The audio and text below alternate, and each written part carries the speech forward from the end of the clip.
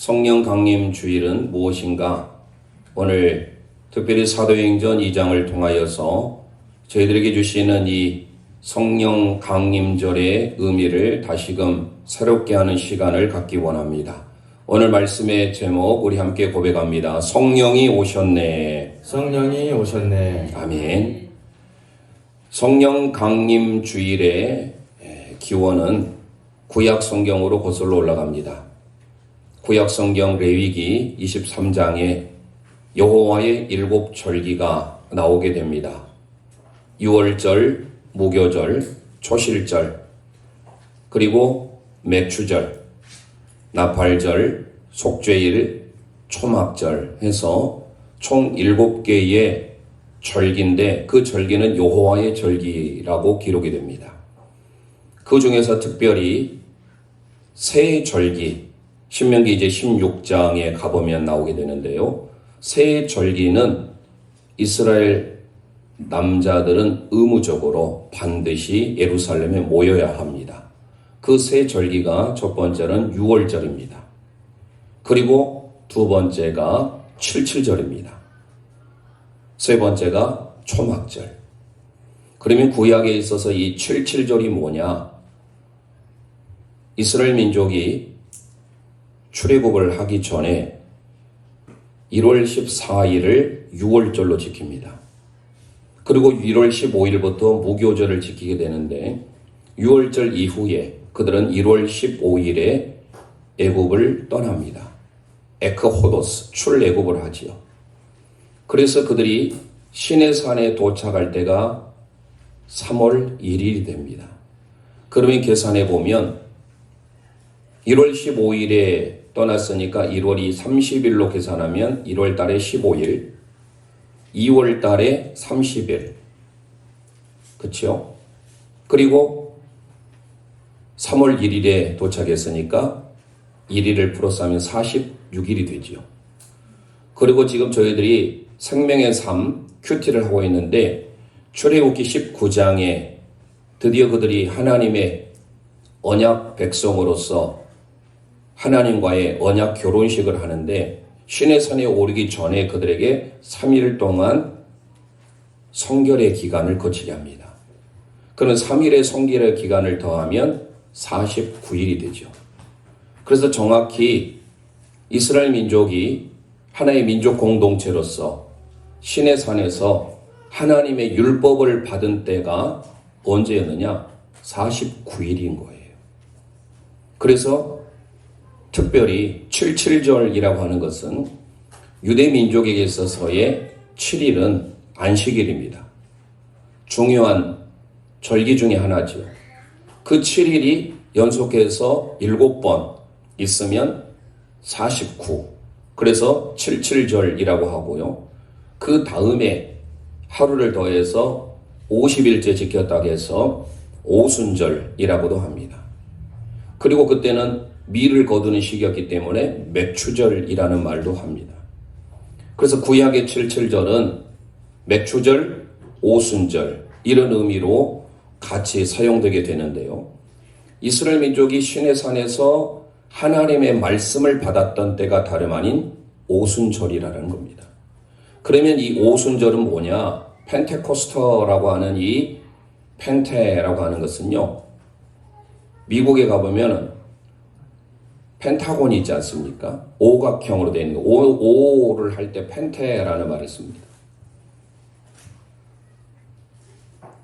오순절 할 때 5오에 열을 순자, 10일 할 때 순자를 써요. 마디절, 계절할 때.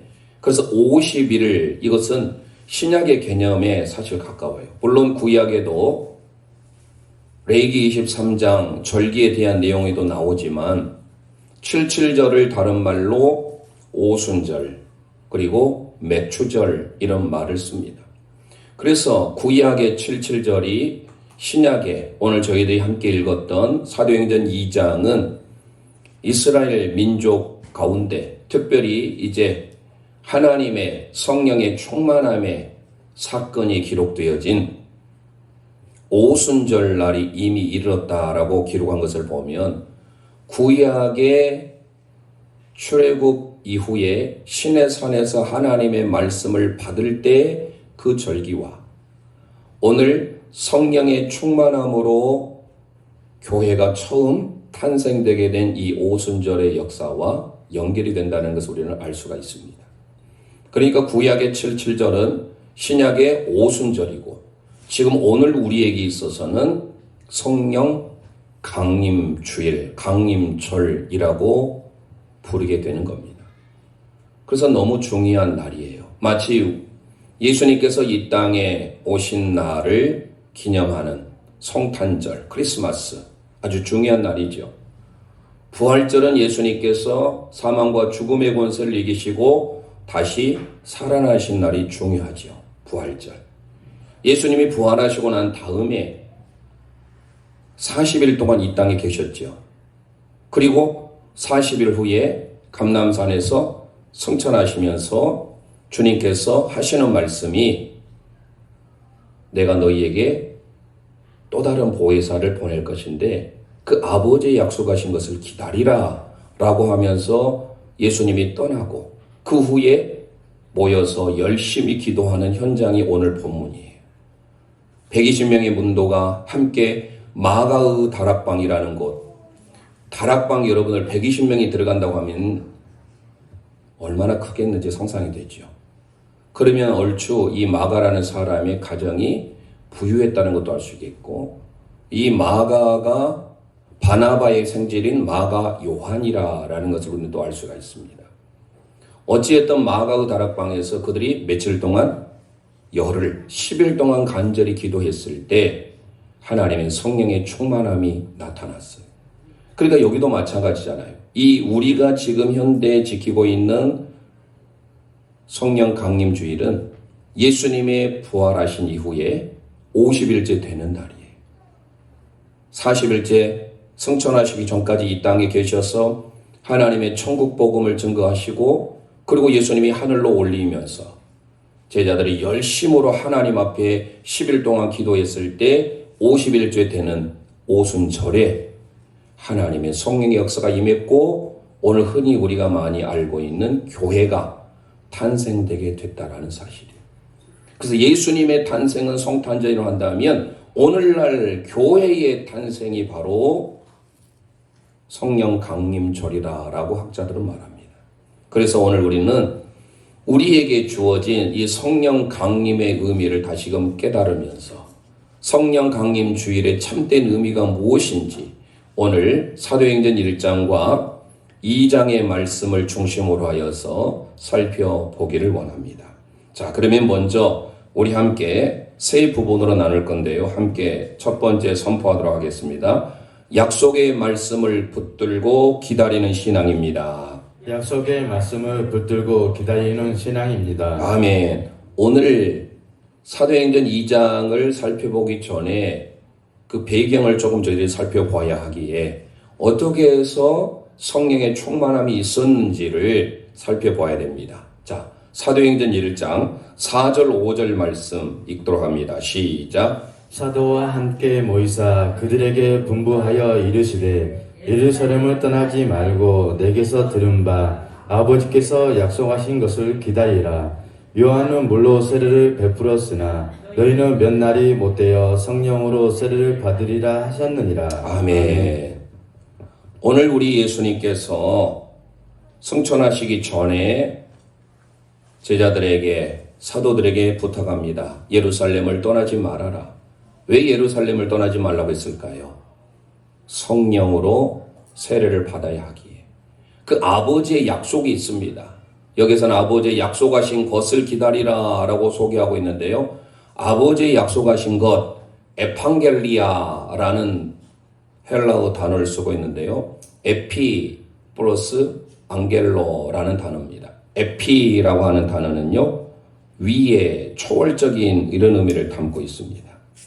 안겔로 하는 것은요, 좋은 소식을 전하다라는 겁니다. 그래서 안겔로라는 단어가 들어가면 소식에 관계되는 거예요. 유앙겔리온, 복음이에요. 유, 좋은, 안겔로스, 소식, 좋은 소식, 그것은 복음입니다. 안겔로스, 좋은 소식을 전하는 메신저 누구죠? 천사. 천사를 안겔로스라고 합니다.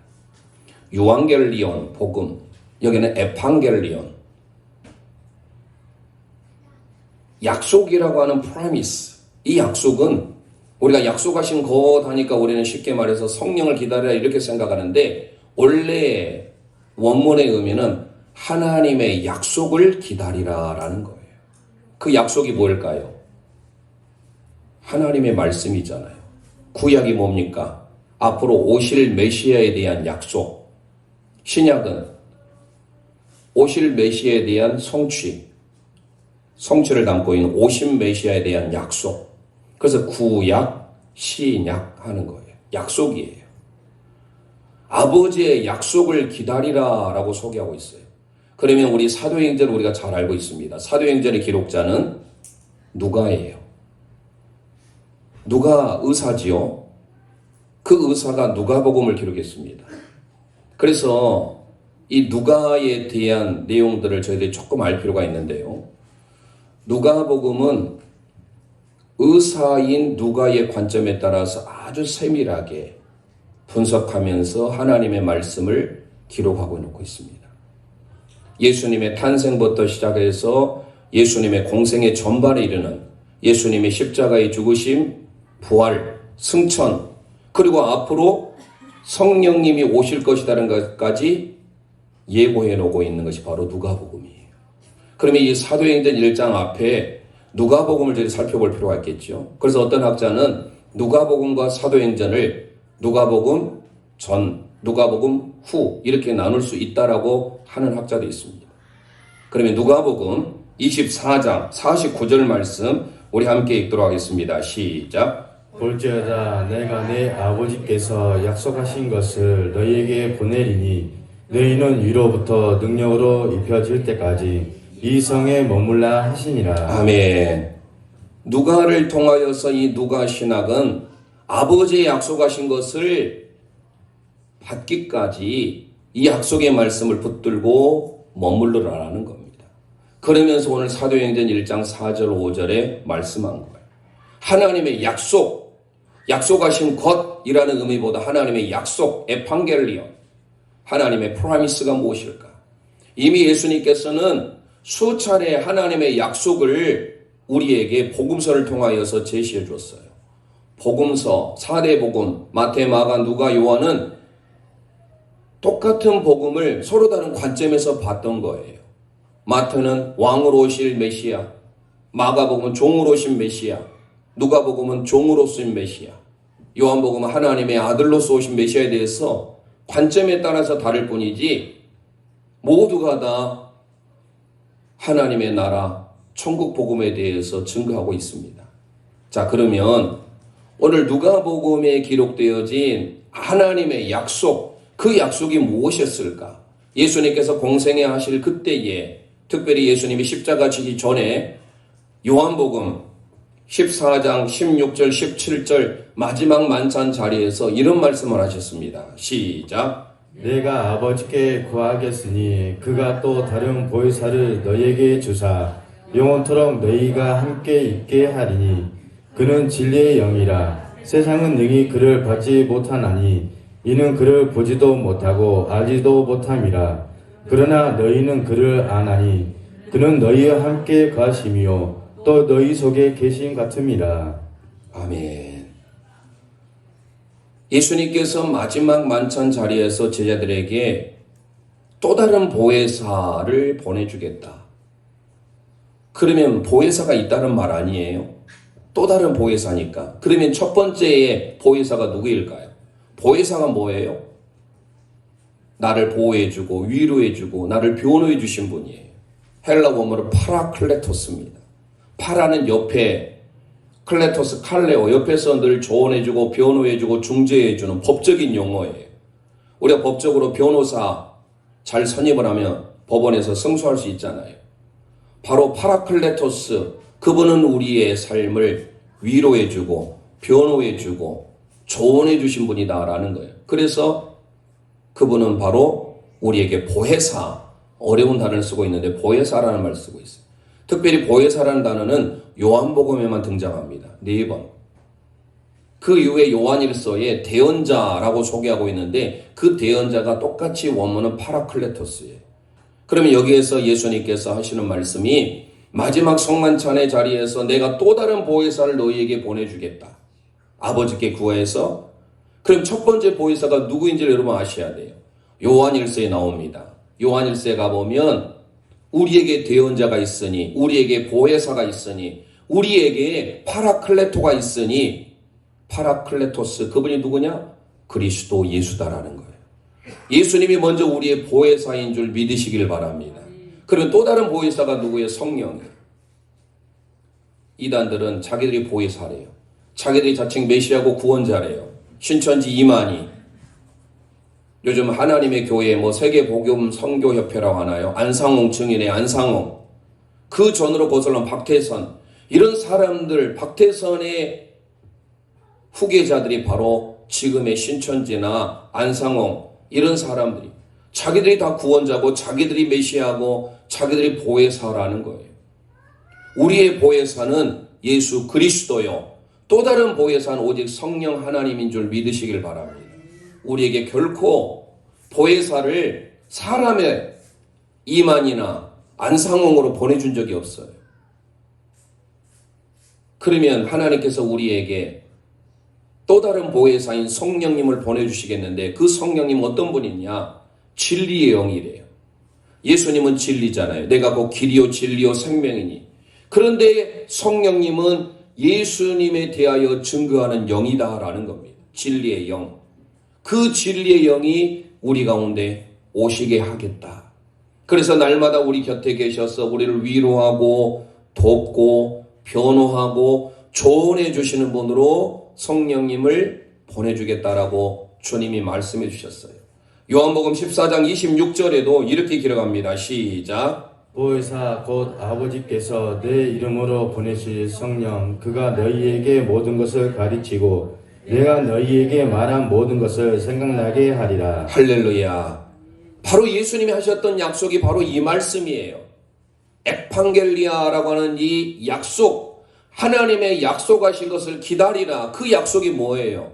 다름 아니 하나님의 말씀인 줄 믿으시길 바랍니다. 말씀을 붙들을 때, 말씀을 붙들고 붙잡고 기다릴 때 하나님의 성령이 임한다라는 사실이에요. 요한복음 15장 26절도 이렇게 소개합니다. 시작. 내가 아버지께로부터 너희에게 보낼 보혜사 곧 아버지께로부터 나오시는 진리의 성령이 오실 때에 그가 나를 증언하실 것이요. 아멘. 앞으로 성령님이 오실 것인데 그 보혜사 성령님은 진리이신 예수 그리스도를 증언하실 것이다 라고 소개하고 있어요. 그 성령님을 오늘 우리에게 오순절에 임하연 그 성령님의 역사가 우리에게도 허락해 주시겠다 약속하고 있는 거예요. 그래서 이 약속은 다름 아닌 하나님의 말씀, 에판겔리아라고 번역된 이 약속하신 것, 이것은요 다름 아닌 율법의 말씀이에요. 하나님의 언약의 말씀이에요. 그 언약의 말씀을 붙들며 뭐 하라는 거예요? 기다리라. 페리메노. 페리라고 하는 것은요 한계를 초월하여서 메노, 기다리다, 머물다, 기다리다, 기대하다예요. 우리의 환경, 상황 모든 것들을 초월하여서 앞으로 오실 그 성령님을 기다리라라는 거예요. 어떻게? 말씀 붙들고 하나님의 언약의 약속의 말씀을 붙들고 기다리는 자에게 하나님의 성령이 함께한 줄 믿으시길 바랍니다. 그래서 우리에게 있어서 성령의 세례는요 단회적인 거예요. 일회적인 거예요. 예수 그리스도를 나의 구주로 고백하는 주님이시군요. 내가 지금까지 내 왕자에 내가 주인 노릇하고 살았는데 이제 우리 주님이 내 인생의 왕자의 주인임을 고백하는 게 바로 성령 세례예요. 어떤 학자는 이렇게 쉽게 생각했어요. 성령으로 세례를 받으라. 성령 세례와 성령 충만을 어떻게 구분합니까? 라고 말했을 때 아주 쉽게 비유한 학자가 있더라고요. 결혼을 비유를 들어요. 우리가 결혼을 하면 서약식을 하고 언약식을 맺잖아요. 그러면 결혼은 특별하지 않는 한은 한 번 하지요. 내가 마음에 든다고 해서 이 사람 했다가 저 사람 했다가 자주 합니까? 아니에요. 딱 한 번일수록 좋아요. 그러면 결혼했다고 해서 자연스럽게 사랑이 이루어집니까? 결혼한 가정이 다 행복하게 보이고 다 사랑스럽게 보이던가요? 서로 노력해야 돼요. 사랑은 이루어지질 않아요. 계속 서로 간에 남자와 여자가 노력해야 되는 거예요. 서로 맞춰서 살아가는 거예요. 그게 바로 사랑이에요. 성령 충만이 바로 사랑이다라는 거예요. 우리 인생의 삶의 성령 세례가 단 한 번 결혼과 같은 것이 이루어진다고 한다면 그 결혼 가운데 사랑이 부부와의 사랑, 자녀와 부모와의 사랑, 그런 사랑의 관계는 서로 간의 부단한 노력을 통하여서 이루어진다라는 거예요. 마찬가지로 성령의 충만함은 어떻게 이루어질까요? 성령 강림 주일을 맞이하여서 오순절이니까 임할까요? 아니에요. 오늘 첫 번째, 하나님의 언약, 에판겔리아, 하나님의 말씀을 붙들 때 우리 가운데 성령의 충만함이 함께한 줄 믿으시길 바랍니다. 그래서 우리는 그 하나님의 약속을 붙들어야 돼요. 그리고 어떻게 해야 돼요? 기다려야 돼요. 페리메노. 이사야 30장 18절 이사야 선지자의 고백을 함께 선포합니다. 시작. 그러나 여호와께서 기다리시나니 이는 너희에게 은혜를 베풀려 하시며 일어나시리니 이는 너희를 긍휼히 여기리 하심이라. 대저 여호와는 정의의 하나님이심이라. 그를 기다리는 자마다 복이 있도다. 할렐루야. 우리가 왜 기다려야 됩니까? 여호와 하나님께서도 우리를 기다리시기에 하나님도 우리를 길이 참고 기다리십니다. 그러면 기다리는 자에게 하나님은 복을 주시는 하나님인 줄 믿으시길 바랍니다. 그래서 다윗 왕도 늘 기다렸어요. 하나님을 얼마나 학수고대하며 기다렸는지 몰라요. 시편 40편 1절 선포합니다. 시작. 내가 여호와를 기다리고 기다렸더니 귀를 기울이사 나의 부르짖음을 들으셨도다. 할렐루야. 기다리는 것 은혜인 줄 믿으시길 바랍니다. 기다린다는 것은 다른 말이 인내하며 참는 거예요. 하나님의 언약의 말씀을 붙들고 참아내는 거예요. 때때로 우리가 이 땅에 살면서 기다리지 못하여서 가정에 위기가 올 때, 여러 가지 위기가 올 때 얼마나 많습니까? 참아내는 거예요. 기다리는 것, 인내하는 거예요. 히브리서 기자가 이렇게 소개합니다. 히브리서 10장 36절 시작. 너희에게 인내가 필요함은 너희가 하나님의 뜻을 행한 후에 약속을 받기 위함이라. 아멘. 하나님의 약속이 있기 때문에 그 약속을 받기 위하여 저와 여러분들이 인내하며 참으며 기다린 줄 믿으시길 바랍니다. 하나님의 언약을 기다리는 자에게 하나님은 성령을 주시마 약속하고 있어요. 누가복음 2장에 가봐도 시므온이 하나님의 언약의 말씀을 붙들고 기다릴 때 그에게 성령이 임하게 된 줄 믿으시길 바랍니다. 사도행전 10장에 가보면 이방인으로서 처음 성령의 충만함을 받은 가정이 나와요. 고넬료 가정이죠. 이달리아 출신의 백부장이었던 고넬료. 그 고넬료는 얼마나 하나님 앞에 믿음으로 살았는지 몰라요. 의인이라고 인정을 받을 정도로. 심지어 베드로 사도가 말씀을 전할 때 베드로에게 얼마나 넙죽절했던지 베드로가 나는 하나님이 아니다. 나도 사람이다라고 할 정도로 그만큼 겸손했고 하나님의 말씀을 사모했던 이방인 고넬료. 어떨 때 그의 가정에 성령이 임했는지 우리 함께 사도행전 10장 44절 말씀 선포해 보겠습니다. 시작. 베드로가 이 말을 할 때에 성령이 말씀 듣는 모든 사람에게 내려오시니. 할렐루야. 하나님의 성령이 하기오스 퓨노마, 홀리 스피릿, 하나님의 거룩한 영이 하나님의 말씀을 듣는 여러분에게, 저에게 임하게 된 줄 믿으시길 바랍니다. 이방인이었지만 처음 하나님의 성령의 역사가 그 가정 가운데 임하게 됐다라는 사실이에요. 오늘 오순절이라고 불리어진 성령 강림, 이 사건은 오늘 우리 초대교회가 탄생되기는 아주 중요한 날인 겁니다. 그런데 지금 한국 교회가 사실 교회력에 따라서 성령 강림 주의를 지키지 않는 교회들이 많아요. 아예 교회력을, 종교력을 무시해버리고 목사님도 말씀을 증거하는 교회도 사실 많습니다. 교회력에 따라서 오늘 우리 교회도 원력이 있잖아요. 달력. 그 원력에 보면 1년 교회력이 쭉 나와 있어요. 저는 특별하지 않으면 그 교회력에 따라서 오늘이 성령 강림절이라 기록됐으면 성령 강림절의 말씀을 준 거예요. 그런데 여러분들이 한번 봐보세요. 한국 교회 강단에 특별히 요즘에는 유튜브 또 모든 것들이 발달하기 때문에 SNS를 통하여서 한국 교회 알려진 목사님들 설교를 다 들을 수 있잖아요. 성령 강림 주일과는 전혀 무관한 말씀을 증거하는 교회가 너무 많습니다. 한편으로는 안타깝기도 해요. 왜요? 오늘 우리에게 교회의 탄생의 배경이 되는 가장 중요한 성령 강림 주일을 우리가 의식하지 못하고 넘어간다는 것은 교회의 참된 의미를 모르고 신앙하는 것과 똑같은 거예요. 그래서 우리는 다시금 어떻게 해서 성령 강림절을 우리가 지키게 되었는가? 소도에 제가 말씀드린 바와 같이 구약의 77절을 근거로 해서 이스라엘 민족이 출애굽을 하고 시내산에 그들이 하나님의 말씀을 받으러 갈 그때가 바로 오순절이었다는 사실. 그게 바로 정확하게 신약에 와서 예수님께서 부활 후 40일 동안 이 땅에 계시면서 제자들이 합심하여서 열흘 동안 기도하였을 때 50일째 되는 날 하나님의 성령의 충만한 역사가 그들 각 사람 위에 임하였다라는 거예요. 그런데 어떤 자에게 임한 겁니까?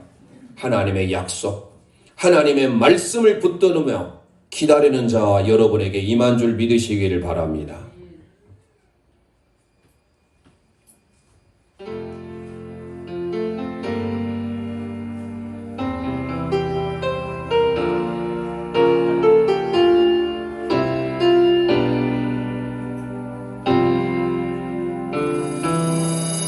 오늘 이곳에 계신 성령님 우리에게 말씀하시고 우릴 가르치소서. 닫힌 우리 마음 열어주시고 주의 빛으로 밝혀 우리를 인도하소서. 가슴에 손을 얹고 오늘 이곳에 계신 성령님 우리에게 말씀하시고 우리를 가르치소서. 닫힌 우리 마음 열어주시고 주의 빛으로 밝혀 우리 인도하소서. 주님보다 앞서지 않고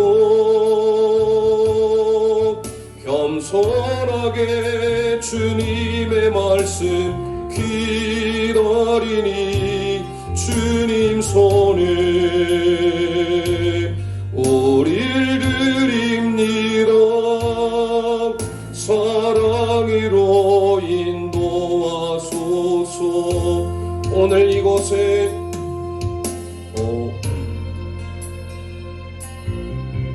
오늘 이곳에 계신 성령님 우리에게 말씀하시고 우릴 가르치소서. 닫힌 우리 마음 열어주시고 주의 빛으로 밝혀 우리 인도하소서. 주님보다 앞서지 않고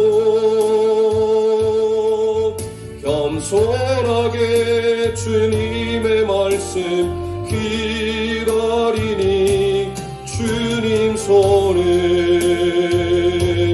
우릴 드립니다. 사랑으로 인도하소서. 아멘. 주님보다 앞서지 않고 겸손하게 주님의 말씀 기다리니 주님 손에 우릴 드립니다. 사랑으로 인도하소서.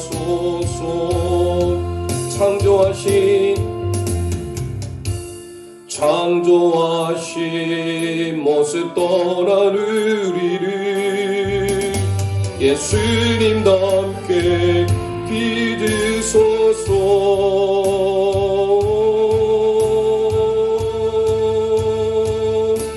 주님보다 앞서지 않고 겸손하게 주님의 말씀 기다리니 주님 손에 우릴 드립니다. 사랑으로 인도하소서. 주님보다 앞서지 않고 겸손하게 주님의 말씀 기다리니 주님 손에 우릴 드립니다. 사랑으로 인도하소서. 사랑으로 인도하소서. 사랑으로 말씀하소서. 사랑으로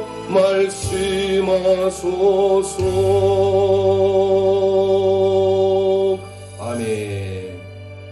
고넬료의 집에 하나님의 말씀을 들을 때 성령이 임한 것처럼 저희들도 하나님의 말씀을 사모함으로 그 약속을 붙들을 때 하나님의 성령이 임하게 된 줄 믿으시기를 바랍니다.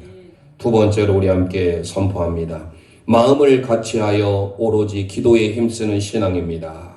마음을 같이하여 오로지 기도에 힘쓰는 신앙입니다. 아멘. 오늘 본문 사도행전 1장 12절에서 14절 말씀 함께 읽겠습니다. 시작. 제자들이 감리원이라 하는 산으로부터 예루살렘에 돌아오니 이 산은 예루살렘에서 가까워 안식일에 가기 알맞은 길이라.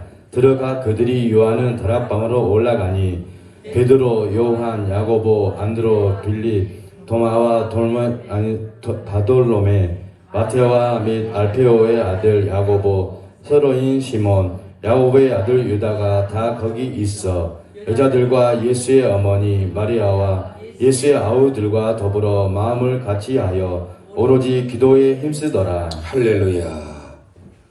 누가는 성령 강림의 사건을 하나님의 강한 역사하심으로 나타내주고 있는데요. 특별히 오늘 누가는 사도행전 1장 14절에 모든 모인 제자들이 오로지 마음을 같이하여 기도했다라고 소개하고 있습니다. 기도하다라는 헬라 원문이 프로슈케라는 단어를 쓰고 있는데요. 하나님을 향하여서 강력하게 기도하는, 오로지 하나님만을 향하여 기도하는, 프로스라는 향하여라는 단어를 쓰고 있는데요. 하나님을 향하여 간절히 기도하는 그들의 삶 가운데 하나님의 성령이 임하게 된 줄 믿으시길 바랍니다. 하나님의 약속의 말씀이 성취될 때까지 오로지 그들은 열흘 동안 간절히 말씀을 받고 기도했을 때 역사가 일어났다라는 사실이에요. 우리가 잘 아는 바와 같이 복음서에서 기도에 대한 내용을 우리에게 소개해주고 있습니다. 마태복음 5장, 6장, 7장이 산상보훈이라고 알려진 산상수훈의 말씀입니다. 특별히 5장은 팔복에 대해서 나와 있고요. 마태복음 7장에 가보면 구하라, 찾으라, 두드리라, 기도에 대한 내용을 언급하면서 기도의 마지막 부분에 이렇게 소개합니다. 마태복음 7장 11절 말씀 함께 선포합니다. 시작. 악한 자라도 좋은 것으로 자식에게 줄 알거든 하물며 하늘에 계신 너희 아버지께서 구하는 자에게 좋은 것으로 주시지 않겠느냐. 아멘. 악한 자라도 자녀에게 좋은 것을 주시는 아버지, 그 마음인데 하나님께서는 우리에게 좋은 것을 주시지 않겠느냐라고 마태는 기록합니다. 마태복음을 기록한 세리 마태는 좋은 것이다 라고 소개하고 있는데 이를 누가는 이렇게 말하고 있습니다. 누가복음 11장 13절 말씀, 동일한 말씀을 다른 각도에서 보는 관점입니다. 시작. 너희가 악할지라도 좋은 것을 자식에게 줄 알거든 하물며 너희 하늘 아버지께서 구하는 자에게 성령을 주시 않겠느냐 하시느니라. 할렐루야. 마태는 구하는 자에게 좋은 것을 주신다 약속했는데 그 구하는 좋은 것이 뭐였느냐? 누가는 정확하게 말합니다. 그것이 바로 성령이다라는 거예요. 퓨노마, 하기오스 퓨노마, 거룩한 영, 하나님의 성령을 우리에게 구하는 자에게 주신 줄 믿으시길 바랍니다. 그러니까 우리가 성령을 받는 것은 하나님의 약속을 붙들을 때 구약과 신약의 언약의 말씀을 붙들며 기다리는 자에게 하나님의 성령이 임하게 된 줄 믿습니다. 그리고 그 언약의 말씀 붙들고 뭐 해야 돼요? 기도해야 돼요. 기독교는 항상 동전의 양면과 같이 말씀과 기도가 같이 가야 된다는 사실이에요. 결코 분리할 수가 없어요. 히브리서 4장 16절 우리는 날마다 하나님의 긍휼하심을 사모하기 위하여 주님 앞에 나아가야 됩니다. 십자가 앞으로 나아가야 됩니다. 함께 선포합니다. 시작. 그러므로 우리는 긍휼하심을 받고 때를 따라 돕는 은혜를 얻기 위하여 은혜의 보좌 앞에 담대히 나아갈 것이니라. 할렐루야. 때를 따라 돕는 은혜를 위해서 날마다 하나님의 전전으로 나오는 제일령 가족들 되시기를 주님의 이름으로 축원드립니다. 그럴 때 하나님의 역사가 함께해요. 그 뒤에 사도행전 4장 31절에 이렇게 고백합니다. 시작. 비기를 다함에 모인 곳이 진동하더니 무리가 다 성령에 충만하여 담대히 하나님의 말씀을 전하니라. 할렐루야. 그들이 간절히 하나님을 향해 기도할 때, 빌기를 다했을 때 그곳에 하나님의 성령이 충만하게 임한 줄 믿으시길 바랍니다. 마음을 같이하여 기도할 때 하나님의 성령의 충만한 역사가 있습니다. 그 주님의 성령이 이곳에 임하기를 소망합니다.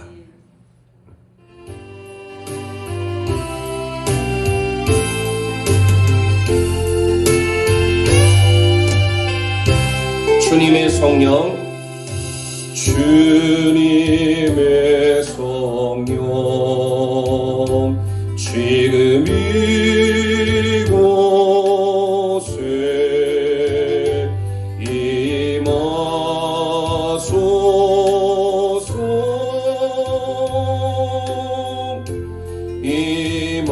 임하소서. 가슴에 손 얹고 이 시간 성령님 임하소서. 주님의 성령, 지금 이곳에 아멘. 성령님 이 시간 임하길 원합니다. 임하소서,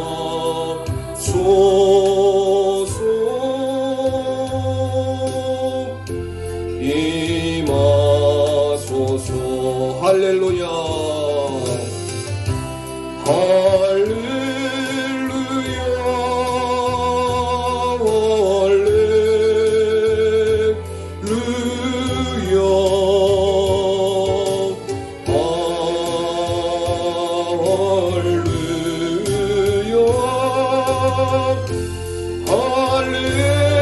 할렐루야. 주님의 성령, 주님의 성령,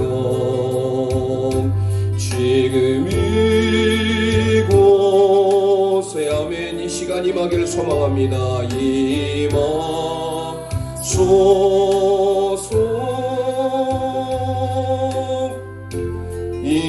임하소. 간절한 마음으로 성령님을 사모하길 바랍니다. 주님의 성령, 지금 이곳에 임하소서,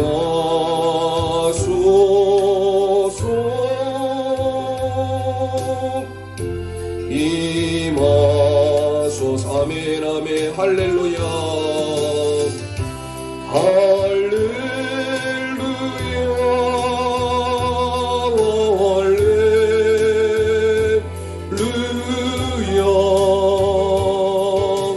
할렐루야.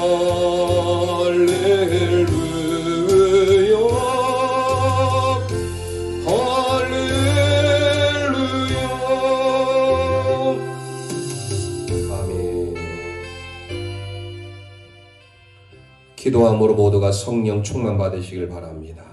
세 번째 우리 함께 고백합니다. 성령 충만의 신앙입니다. 성령 충만의 신앙입니다. 아멘. 오늘 우리 함께 읽었던 사도행전 2장 1절에서 4절 말씀 함께 선포합니다. 시작. 오순절이 날이 이미 이름에 그들이 다 같이 한 곳에 모였더니 호련히 하늘로부터 급하고 강한 바람 같은 소리가 있어 그들이 앉은 온 집에 가득하며 마치 불의 혀처럼 갈라지는 것들이 그들에게 보여 각 사람 위에 하나씩 임하여 있더니 그들이 다 성령의 충만함을 받고 성령이 말하게 하심을 따라 다른 언어들로 말하기를 시작하니라. 할렐루야.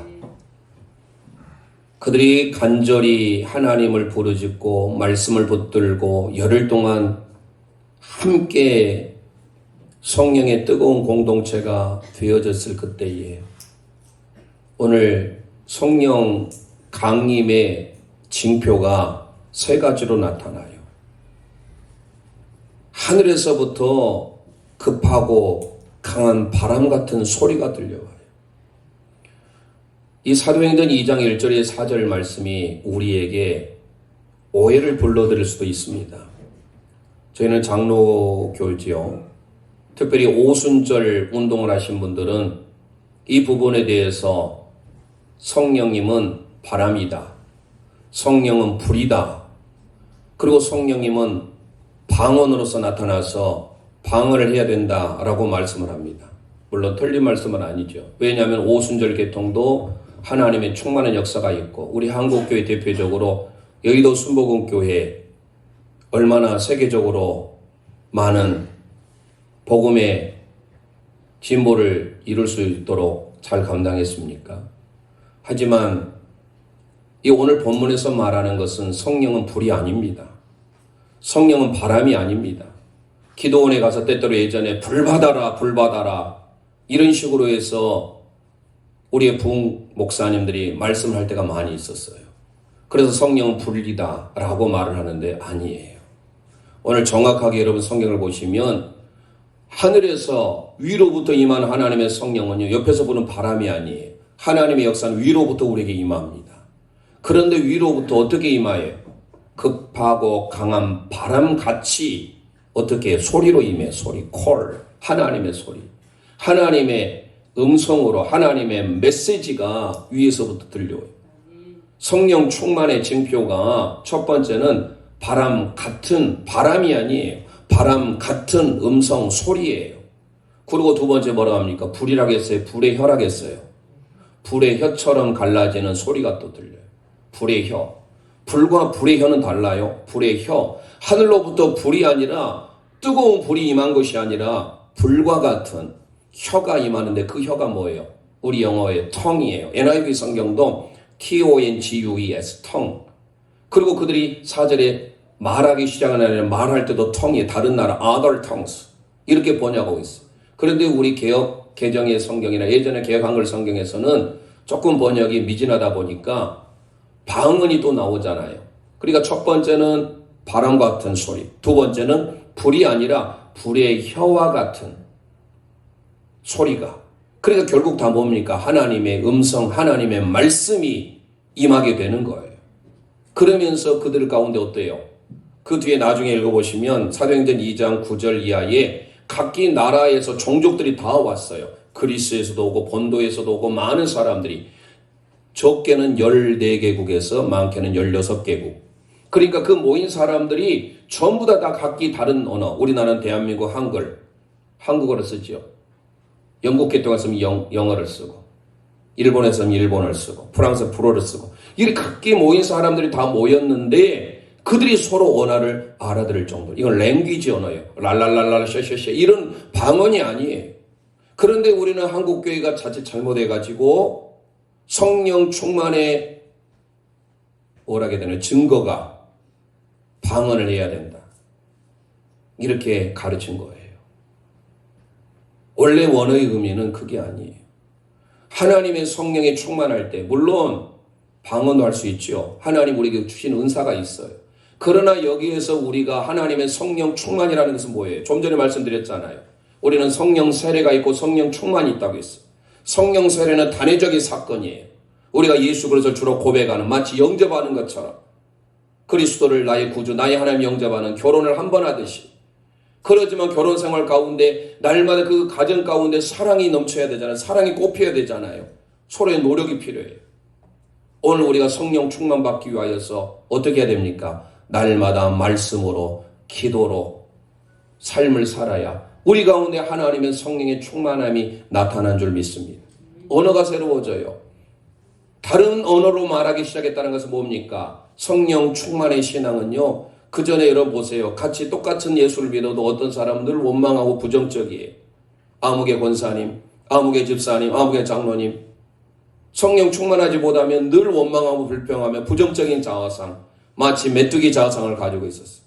하지만 성령의 충만함으로 늘 그의 삶에 말씀이 들어가고 기도가 들어가니까 어때요? 언어가 달라져요. 언어가 새로워져요. 감사의 말, 기쁨의 말, 찬송의 말, 긍정의 말을 하잖아요. 오늘 저와 여러분이 성령 충만의 결과로 우리의 언어가 감사의 말, 찬양의 말, 하나님께 영광 돌리는 말로 새로워지시기를 주님의 이름으로 축원드립니다. 성령 충만함을 입지 못하면 아니 돼요. 앞에 서 있는 저도 마찬가지예요. 똑같은 사람인지라 혈기도 나올 수 있어요. 운전하다가도 어떤 옆에 사람이 갑자기 끼어들어가면 그런 육두문자는 심하게 안 나와도 아이 저런 사람 하면서 또 나올 수 있잖아요. 다 똑같아요. 하지만 어때요? 내가 성령의 충만함으로 하나님의 말씀으로 기도를 인도받으려고 하니까 그런 삶들이 점차 없어지는 거예요. 무엇보다도 우리 예수님께서 성령 충만하셨다는 사실 알고 계신가요? 신앙의 사람들 이전에 예수님은 성령이 충만할 이유가 없어요. 그런데 우리 주님이 성령으로 충만하셨다라는 거예요. 누가복음 4장 1절 함께 선포합니다. 시작. 예수께서 성령의 충만함을 입어 요단강에서 돌아오사 광야에서 40일 동안 성령에게 이끌리시며. 할렐루야. 예수님께서 성령의 충만함을 입어서 하나님의 사역을 감당하셨다라는 거예요. 신앙의 사람들이 다 그렇습니다. 사도행전의 역사가 뭐예요? 성령 행전이라고 그러잖아요. 사도행전 6장에 초대교회에 7 집사를 왜 뽑았습니까? 사도들이 다 하기가 너무 버거워요. 그러니까 성령이 충만하고 지혜가 충만한 7 집사를 택하잖아요. 저와 여러분이 오늘 말씀과 기도로 성령이 늘 충만하시기를 주님의 이름으로 축원드립니다. 하나님의 인도함을 받아야 돼요. 주님의 세미한 음성. 열왕기상에 엘리야에게 다가왔던 지진 후에도 바위가 터져도 그 어떤 곳에도 하나님의 음성이 들리지 않는데 세미한 음성이 들렸다 하잖아요. 그 세미한 음성이 뭐예요? 하나님의 음성 소리예요. 콜이라고 하는 히브리 원문을 쓰고 있어요. 오늘 저와 여러분이 하나님의 말씀, 이 불의 혀도 뭐예요? 결국 말하는 거잖아요. 소리예요.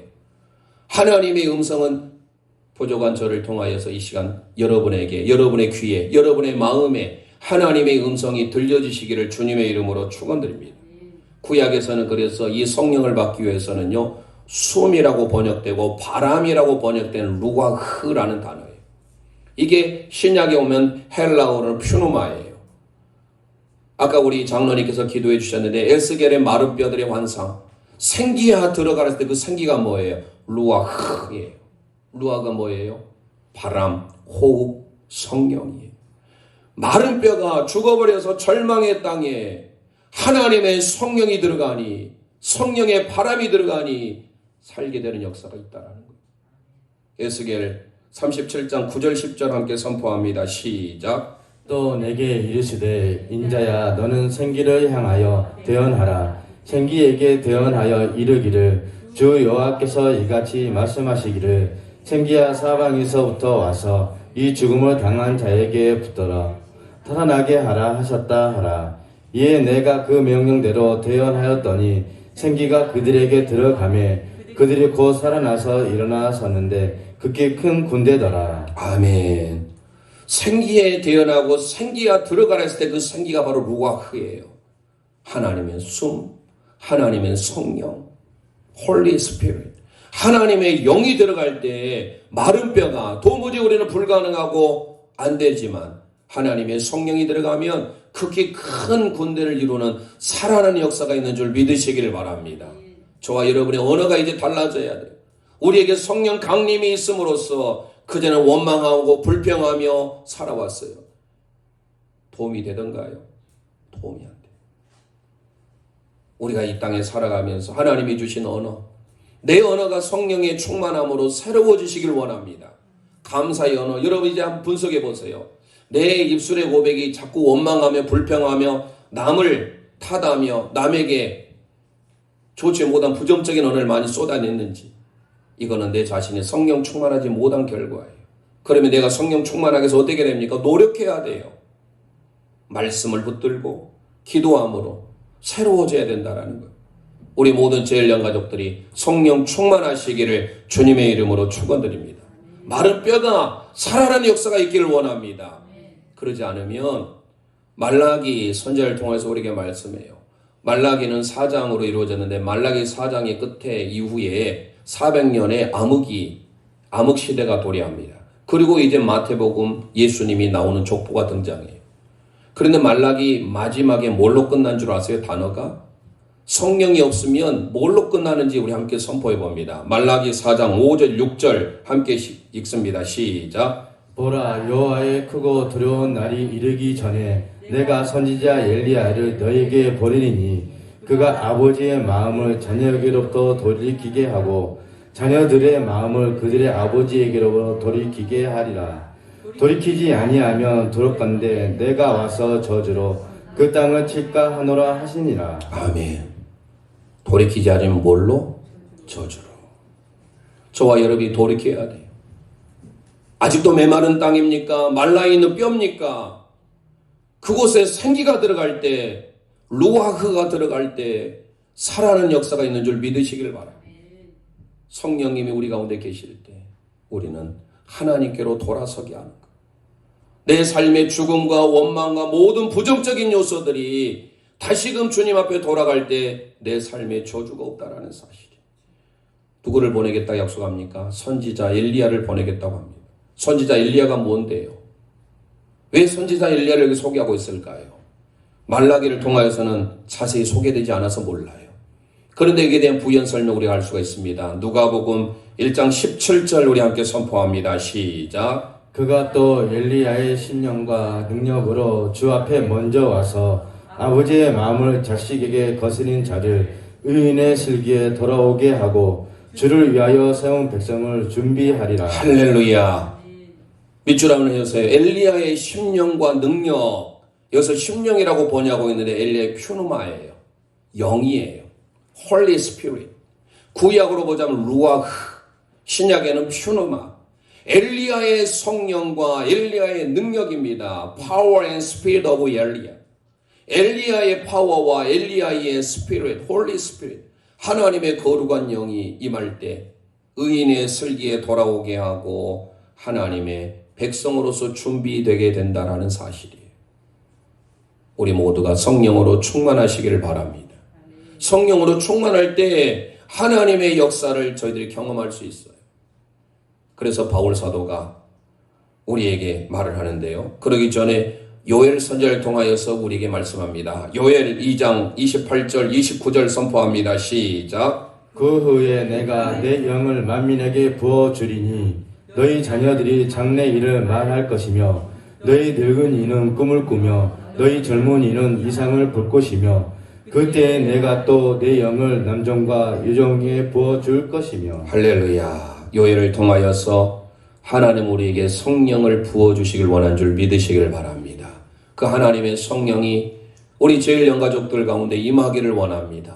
바울 사도의 에베소서 5장 18절 말씀으로 오늘 말씀을 마칠까 합니다. 시작. 술 취하지 말라. 이는 방탕한 것이니 오직 성령으로 충만함을 받으라. 할렐루야. 성령으로 충만함을 받는 삶. 자, 충만한다는 것은 뭐예요? 플레로 넘치는 거예요. 내 삶이 내가 그릇이라고 생각해 보세요. 어떤 그릇이 있으면 이 그릇이 물이 담겨져 있으면 물그릇이에요. 기름이 담겨져 있으면 기름 그릇이에요. 어떤 내용물이 담겨 있는 따라서 그 그릇의 이름이 달라져요.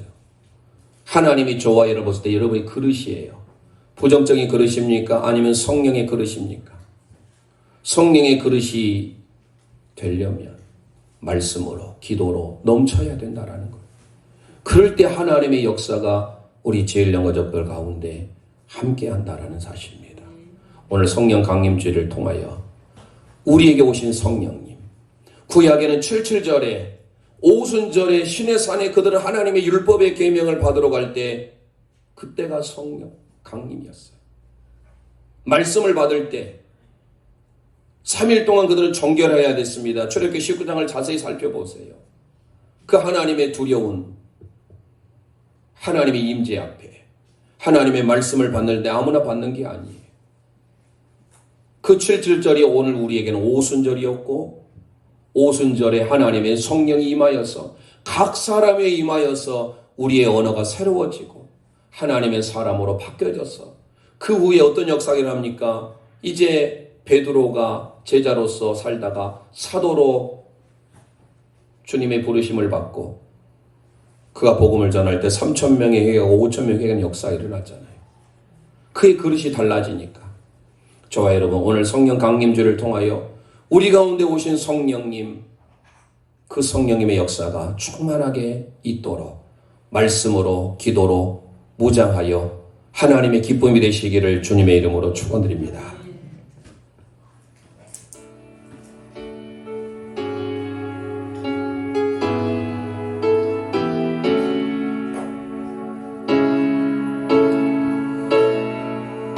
사모하는 마음으로 우리 성령이 오셨네 우리 찬송 함께 드리기를 원합니다. 이 찬송 드리고 합심하여 기도 모으기를 원합니다.